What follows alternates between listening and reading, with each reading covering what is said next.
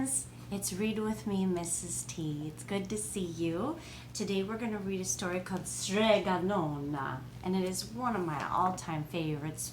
It's so sweet, so wonderful, and the person who wrote its name is Tommy De Paula, and unfortunately he just passed away recently, and he was a wonderful author. He also drew the pictures too.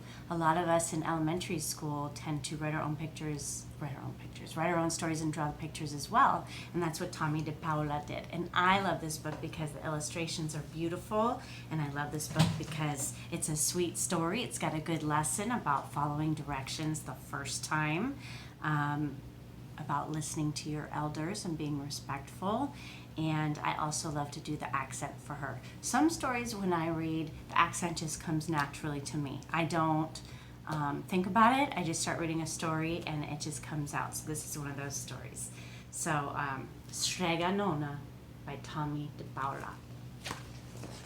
And the illustrations are so beautiful, so detailed. And I believe it takes place in Italy, and it's got one of these wonderful medals on it because it's such a good book. It got a special award called a Caldecott on it. Strega Nona, an original tale written and illustrated by Tommy De Paula. In a town in Calabria, a long time ago, there lived an old lady that everyone called Strega Nona, which meant Grandma Witch. Although all the people in town talked about her in whispers, they all went to see her if they had troubles. Even the priest and the sisters of the convent went, because Strega Nona did have a magic touch. Where is she? Down here. And she's got magic for the priest and all the sisters of the convent and all the people of the town. She could cure a headache with oil and water and a hairpin. She made special potions for the girls who wanted husbands. Look, she's drinking the magic potion. And she was very good at getting rid of warts. He has one on his nose. Little wart he wanted to get rid of, and look, kaboom, it's gone. But Strega Nona was getting old, and she needed someone to help her keep her house and her garden. So she put up a sign in the town square. So we can tell because it's got a town square, and she's a respected witch, that this is an old folk tale, an old story, and it's fictional. And Big Anthony, right here, my friends in class, don't we always say Big Anthony comes to help us, right, Kevin? Big Anthony, who didn't pay attention, went to see her.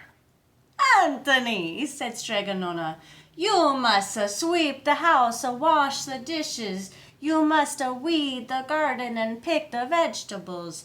You must feed the goat and milk her, and you must fetch the water. For this I will give you 3 coins and a place to sleep and food to eat. Oh, grazie, said Big Anthony. The one thing you must never do, said Strega Nona, is touch the pasta pot. It is very valuable, and I do not let anyone touch it. Oh, see, yes, said Big Anthony. But we know every story has a problem. And we can predict what the problem will be. She sang, did I skip a page? I'm going to go back and make sure. I did skip a page. Okay. And so the days went by. Big Anthony did his work. Strega Nona met with the people who came to see her for headaches and husbands and warts, 3 common problems. Big Anthony had a nice bed to sleep in next to the goat shed, and he had food to eat. There he is, working hard. One evening when Big Anthony was milking the goat, he heard Strega Nona singing. Peeking in the window, he saw Strega Nona standing over the pasta pot. There he is, peeking in the window. She sang. There she is over her pasta pot. Bubble, bubble, pasta pot, boil me some pasta nice and hot. I am hungry and it's time to sup. Boil enough pasta to fill me up. And the pasta pot bubbled and boiled and was suddenly filled with the steaming hot pasta. Then Strega Nona sang. Oh, but look who's peeking in the window. Enough, enough, pasta pot. I had my pasta nice and hot. So simmer down, me pot of clay, until I'm hungry another day. How wonderful, said Big Anthony. That is a magic pot for sure. And Strega Nona called in Big Anthony for supper. But too bad for Big Anthony, because he didn't see Strega Nona blow 3 kisses to the magical pasta pot.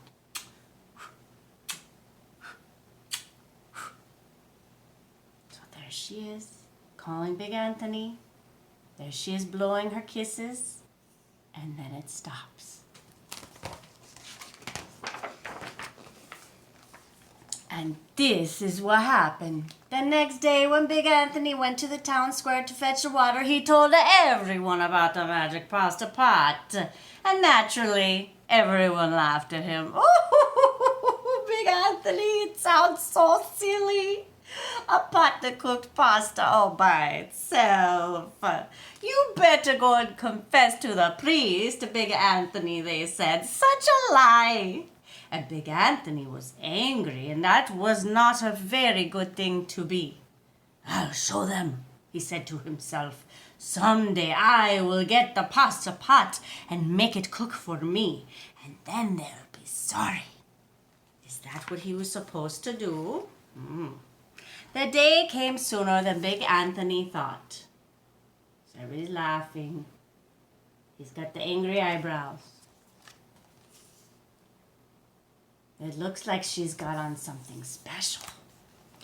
That day came sooner than even Big Anthony thought, because 2 days later, Strega Nona said to Big Anthony, Anthony, I must go over the mountain to the next town to see my friend, Strega Amelia.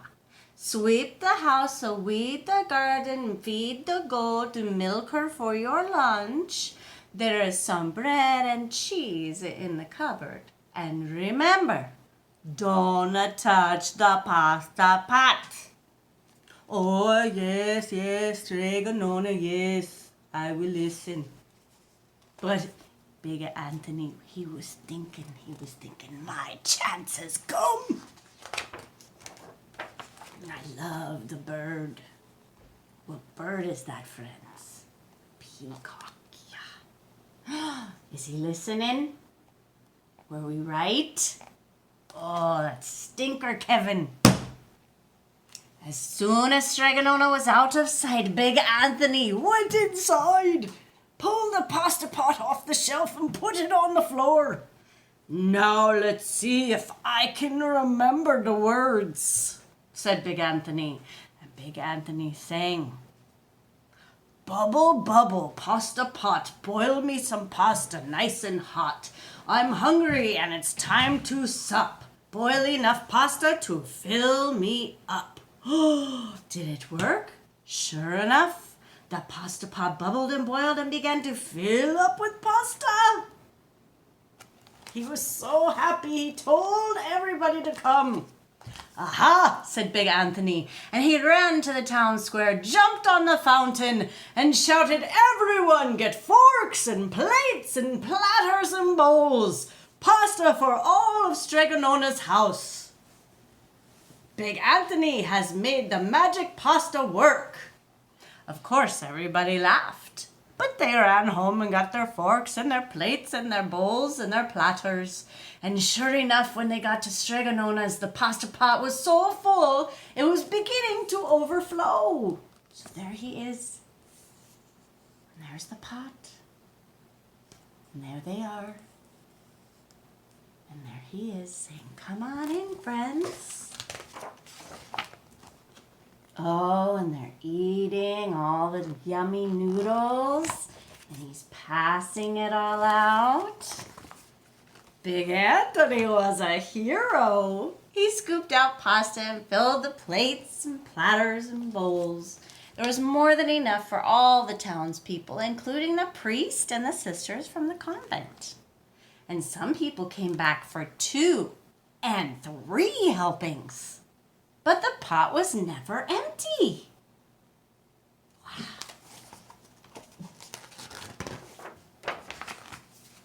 And there's our beautiful peacock and a bunny. When all had their fill, Big Anthony sang, "Enough, enough, pasta pot. I have my pasta nice and hot. So simmer down, my pot of clay, until I'm hungry another day." But alas, he did not blow those 3 kisses. Uh-oh. Oh, the bird's flying away. He went outside into the applause of the crowd. Big Anthony took a bow because he had not realized his problem yet. He was so busy listening to compliments from everyone that he did not notice that the pasta pot was still bubbling and boiling. Until a sister from the convent said, "Oh, Big Anthony, look." And pasta was pouring out of the pot all over the floor of Strega Nona's house and was coming out the door. So if we don't know what a sister is, because it's not his sister, we can look at the picture. Have you seen one of these people before wearing this? Yeah, they're a religious person. Oh no, look at all that pasta. He does not know what to do. Big Anthony rushed in and shouted the magic words again, but the pot kept bubbling. He took the pot off the floor, but the pasta kept pouring from it. Big Anthony grabbed a cover and put it on the pot, and then he sat on it. But the pasta raised the cover and Big Anthony as well and spilled on the floor all over Strega Nona's house. Oh, no, look at that.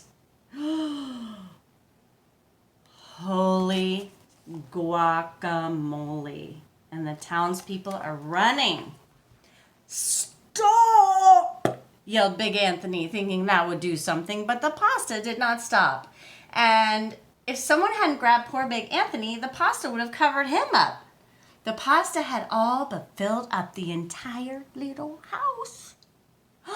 Out of the windows and through the doors came the pasta, and the pot kept right on bubbling. The townspeople began to worry. "Do something, Big Anthony," they cried. Big Anthony sang that magic song again, but without the 3 kisses, it did no good. He should have listened to Mrs. Thompson. By this time, the pasta was on its way down the road, and all the people were running to keep ahead of it. So they're panicking and freaking out, and they're getting big pieces of wood. What do you think they're going to do? Let's see. Oh, there's Strega Nona's house, and here it comes. What are they going to do with all that wood? Is it helping? Oh, my goodness. And I love when people freak out in pictures, they put the hands in there. Ah! Do we really do that? Remember in Click Clack Moo, Farmer Brown did that? Ah! He was running around like that. Like we really do that. We don't really do that. "We must protect our town from the pasta," said the mayor. Get the mattresses, get the tables, get the doors, get anything to make a barricade. But even that didn't work. The pot kept bubbling and the pasta kept coming. Oh no. Oh no, that's all pasta. Let's look at the whole picture. Oh, who's this? Oh, thank goodness. Does she look worried? Does she look angry? When people do this, they're thoughtful, right? Let's do this. See? I have us do this when I say think. Sometimes we do this, right? We are lost, said the people from the town. Let's start to pray. The pasta will cover our whole town, they cried. And certainly it would have had not Strega Nona come down the road just at that moment from her visit with her friend Strega Amelia. She didn't have to look twice to know what had happened. Oh, Lord, what will we do? She sang the magic song and blew the 3 kisses, and with a sputter, the pot stopped boiling, and the pasta came to a stop.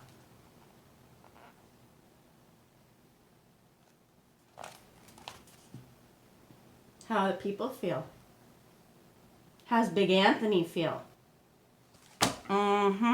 As he should. He should have listened to her. My goodness. Oh, look, the arms are up again. You think they're mad at Big Anthony? Oh boy. Let's see. So she sang the song and stopped. Oh, grazie. Thank you, Strega Nona, the people cried. But then they turned on Big Anthony. String him up! The men of the town shouted. Look, he's even holding a string. They could have tied him with pasta, but he could have eaten his way out. Now wait, said Strega Nona, who was a wise woman. The punishment must fit the crime. And she took a fork from the lady standing nearby and held it out to Big Anthony. All right, Big Anthony, she said. You wanted pasta from my magic pot. And I want to sleep in my bed tonight. So, start eating, she said. He's like, oh no, how am I gonna eat all those noodles? And he did. Poor Big Anthony. Look at his belly. Is he done? No.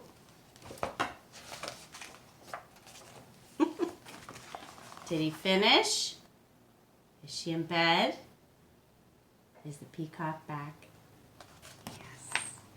The end. So this story, I believe, comes from Italy. And grazie means thank you in Italian. I think, I could be wrong, but I think, which is very similar to Spanish, which is gracias, right? So it's very similar. So if you know one language, sometimes you can use clues to help you figure out another. What I love about Strega Nona is she stayed calm and she made sure Big Anthony took care of the problem that he had created, and she had him take care of the problem in a way that the punishment fit the crime. He had to eat all those noodles. Do you think you could do it? I love noodles. They're so good. All right, friends, I love you. Thank you for watching. Share with your friends if you like my stories, and I will see you soon.